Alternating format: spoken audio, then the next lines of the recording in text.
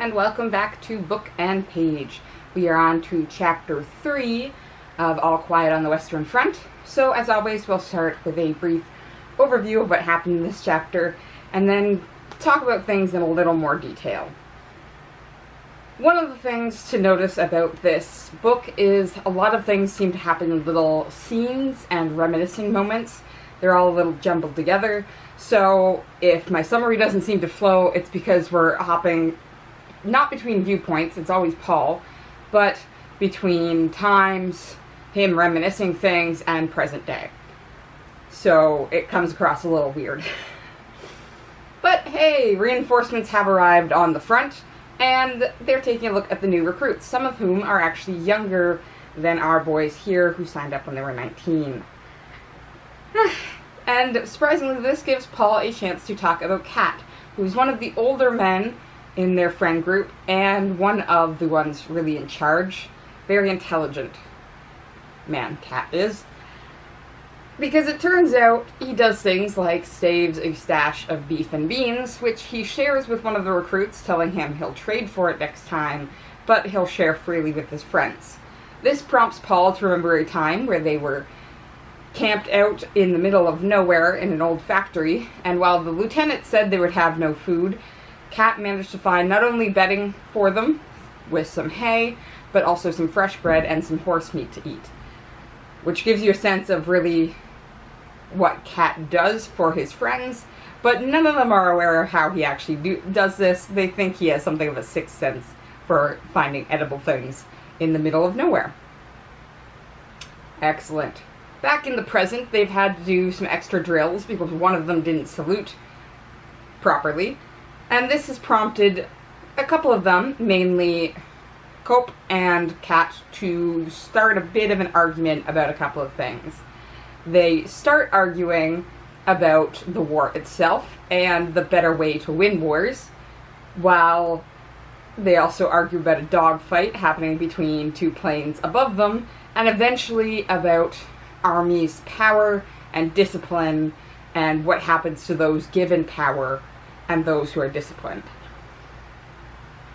It's an argumentative mood, apparently, which is interesting enough because everybody else ends up reminiscing about the drills they went through, and Himmeltoss being an absolute asshole, particularly his decision to help Tajin, I'm terrible with these names and I'm sorry, to break his habit of bedwetting, which doesn't work because the guy doesn't have control over it.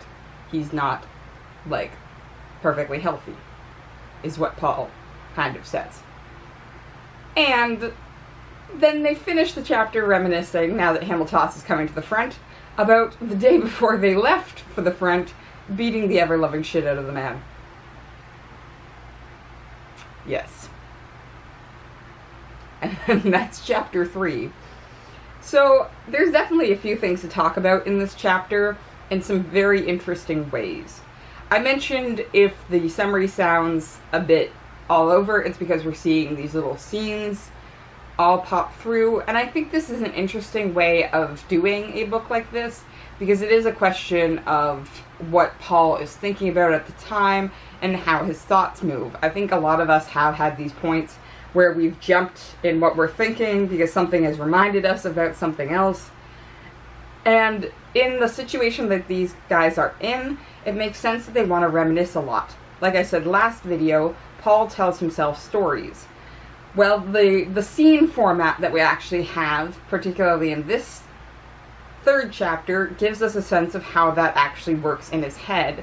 How quick he can jump from an everyday occurrence like Kat giving them food to remembering a completely different time where Kat also gave them food, to then back, and you sort of get the sense like he shook himself out and was like, oh, there's a conversation happening, and then he listened to it for a bit and then ends up thinking about something else. And again, that is kind of how trains of thought work. My parents get especially annoyed with me because I will go through this entire train of thought from whatever we were talking about to wherever I end up, and then I'll just skip to wherever I ended up, and they're just both like, how did we get there? And I'm like, oh, it made sense in my head, but to lay it out right now to you would take too much time, which is why I just skipped to where I was. So it's interesting to sort of see this play out in a book where, oh yeah, we met some recruits. We got beef and beans. I remember staying in a factory when Kat got us more food.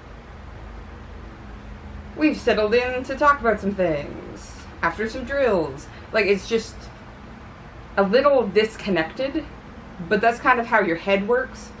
And it also gives you a sense of just how somebody in a situation like this, like a horrible situation, just trying to deal with the fact that he's at war, is thinking. Because none of his thoughts so far have been about life previous to being in the army. The furthest he's ever gone back has been drill. And he actually makes a note of it in this chapter, that was sort of the happy point in time for a lot of them before we got here, right? Which is funny because then the reminiscing section they have, like, none of that is happy-go-lucky time, right? Particularly for Tejan, who went through an awful period where not only he was ridiculed and outed for his bedwetting, but then forced to sleep over on top and then under on top and under again, another bedwetter. Like, that's not happy-go-lucky time. That's somebody using their power in an awful way to torment this guy time. But again, the reminiscing says, like, well, he can't think about a time prior to being in the army. That's not going to help him deal with the fact that he's at war right now. So reminiscing about doing drills, at least he can understand that in the concept and the content he has today, right? To think about eating dinner with his parents after school, like, that's just going to be so dissimilar to the situation that he's in right now that it's not really coming up. Instead, thinking about drills, well, that makes sense. We just went through some extra drills because saluting is stupid. So reminiscing about drills in training, it's close enough. We can understand how that brain is clicked in and connected the two things. Same with when Kat offers some beef and beans. He's not, again, thinking back to sitting down with his parents. He's thinking back to a prior point that Kat has also produced food. Because these things also give him a sense of how he's going to survive after this point. If he survived all of this awful training, and all of them did, then they can survive past this point. And Kat's just proved that he can really help them to survive because he's got this sixth sense in finding food.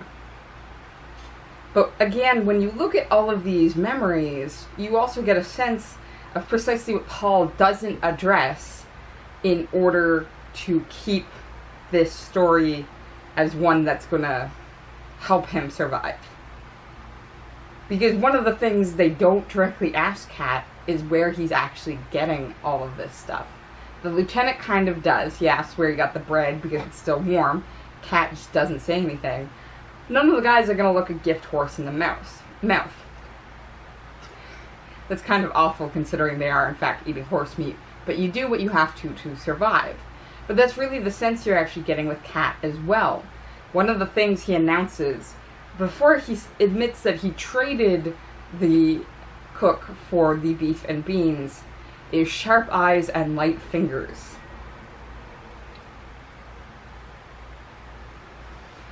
Which are both necessary when you're stealing things.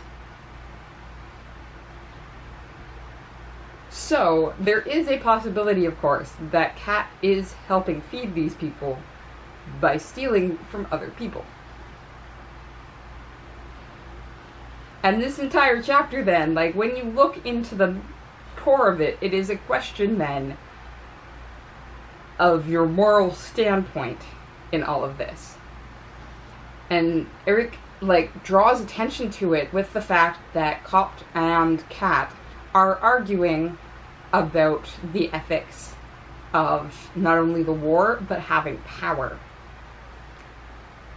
Because Cat actually states that it is human nature to snap at power, like it's the nature of a starving dog to snap at some meat he's given.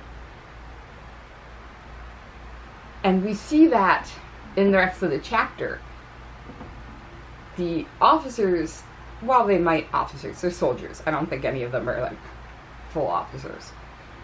The soldiers, while some of them might argue with Cat here, in their actions kind of prove that they're willing to buy into this idea that if you get a little power, you snap at it.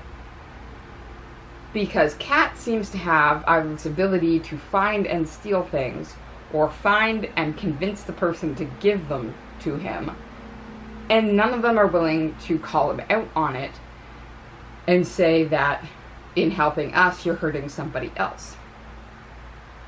It really is taking care of our own in a lot of ways.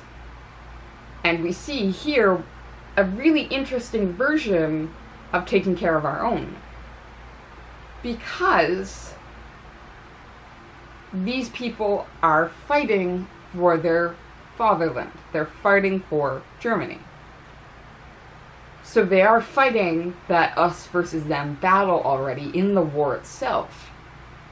But from that first conversation about how wars would be more easily won, you don't get a sense either of them agree with having just the common men fight it out.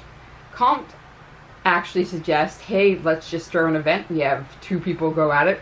Whoever kills the other person, their side wins the war.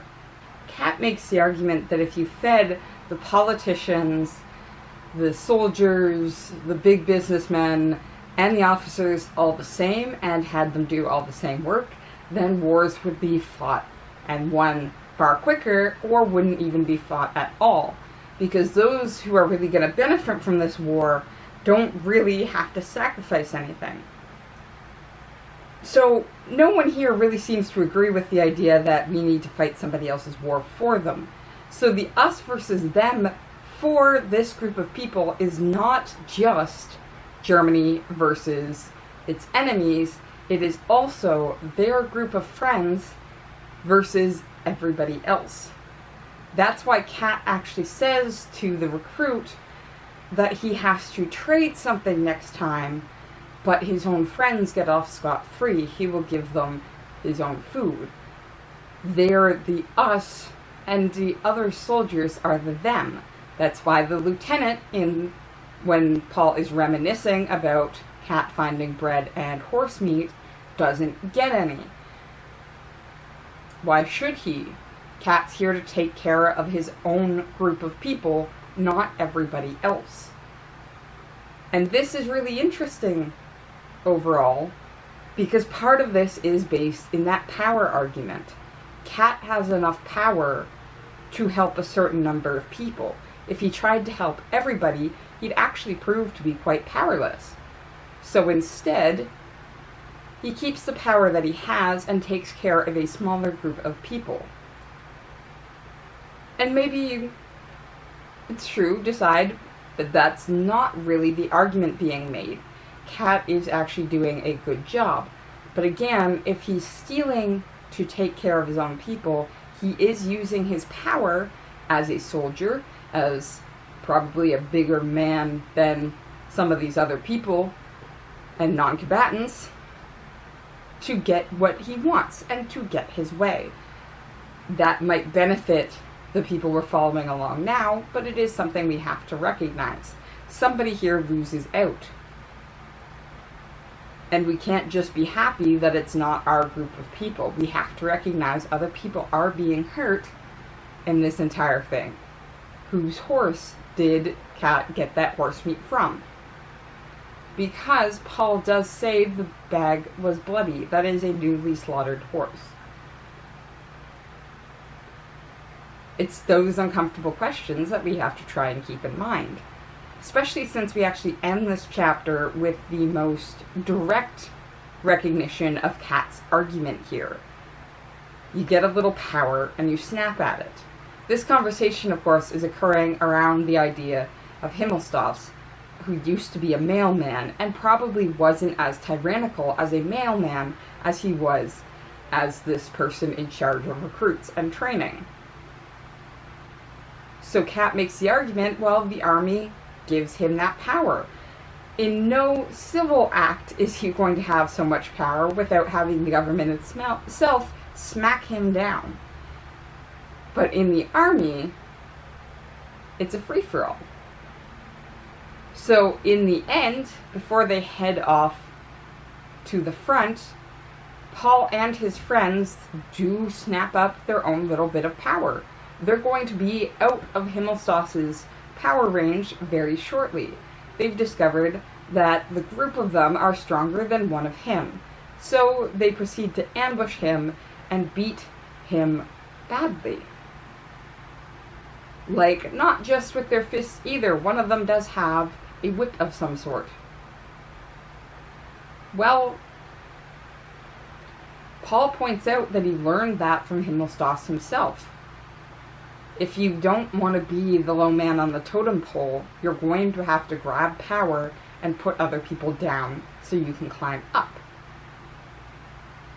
But that is the argument Kat is making, which actually paints the army here in a very interesting light. When I was reading through this chapter, particularly towards the end with Kat's argument here, all I could think about was the argument of human nature and man's life being brutal, nasty, and short. An argument most clearly made with Thomas Hobbes in his Leviathan, where he actually argues that human nature is extremely violent.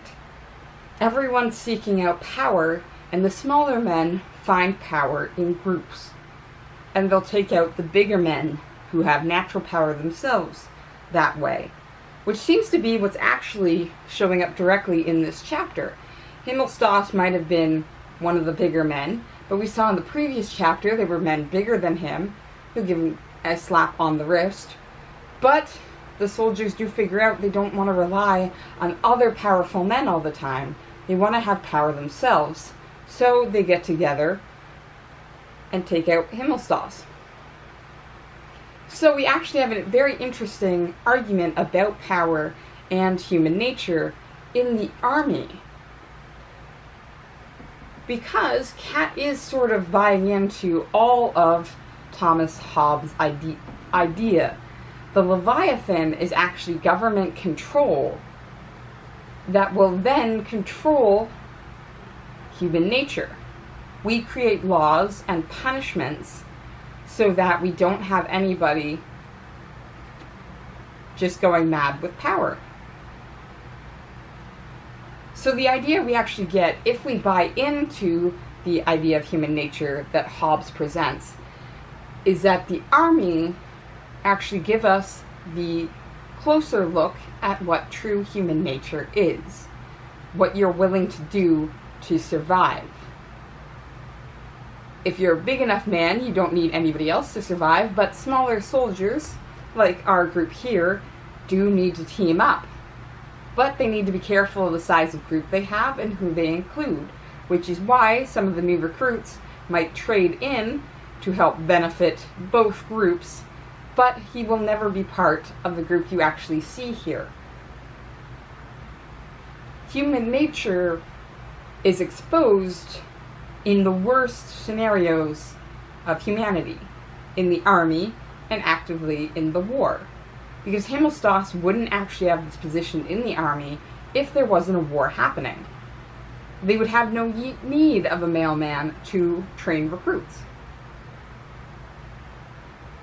So it's a little nerve-wracking to think that war brings out the worst in people. Especially since they, for the most part, are actually sitting here talking about different philosophies. Both of them, Comte and Kat, have this idea of getting away from war, having quicker wars that lead to peacetime. Some of them involve treating everybody far more equal than people in power would like. Others, somebody's still going to die, but most of us are just going to have fun watching it. Neither of those ideas are actually very nice at the core.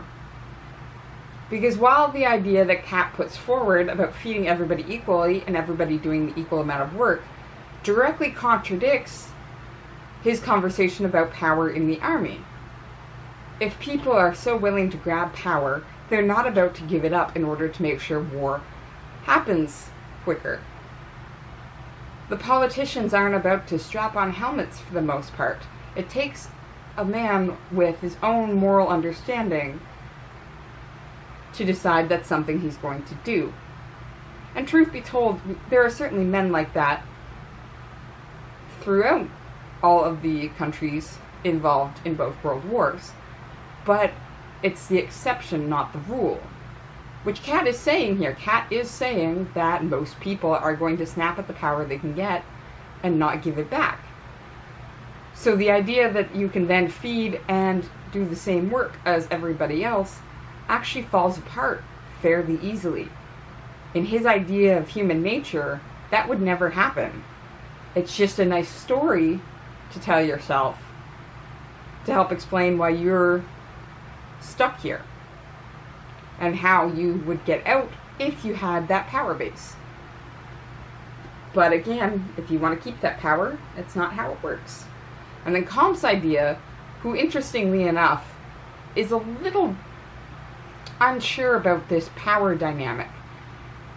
He actually argues, well, doesn't the army need that power divide in order to discipline the majority of the troops? Which is interesting because he's the one who puts forward this idea of we just sell tickets to a death match, one side wins, and we all go home. So he might think, doesn't there need to be a power dynamic there? Which also carries on to how he would deal with war. The power dynamic is between the audience watching and those two people who have to sacrifice everything to try and win, or to die. And again, when you look at both of those ideas, none of them really are that comfortable. Because with Cat, for the most part, we are the little man trying to just survive when the big man is dropping his foot on top of us. But Comte, as nice as he seems to be in trying to suggest that's not how this works, is actually saying it would just be a lot easier if most of us were the big men who didn't have to fight, and we just threw two people at them in a gladiator-style battle. But again, maybe these guys aren't thinking their philosophies through. It must be really hard to think about actual peace times and nobody dying when you're precisely in a situation that you can't leave. Because if you leave, you're probably injured beyond belief or dead. Are these philosophies they would have during peace times? Or is this something they've come across due to suffering in war? Has the war made them decide that Thomas Hobbes had it right and human lives are nasty, brutish, and short? Well, who really knows on that one? So, that's chapter 3. That poor horse. I'm going to keep reading, and I hope you do too. See you next time.